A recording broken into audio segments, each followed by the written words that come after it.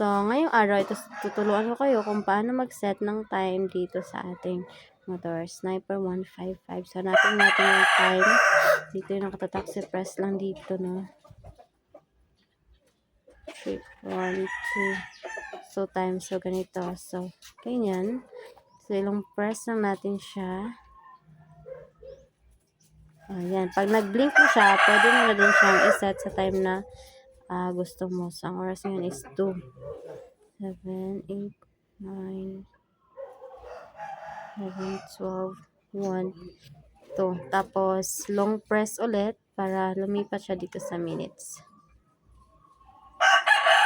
Okay. So, 14. Okay.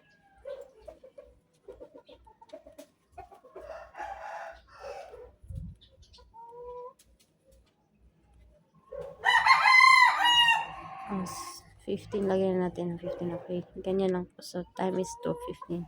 So, long press ulit. Okay. Pag tumigil na, yung pag ganun niya is yan. Reset na siya. Pag blink. Okay. All set. So, tingnan natin ulit. Lipat natin sa fig. Okay. Balik tayo sa time. Ganun na ba? Naset na ba talaga siya? Okay.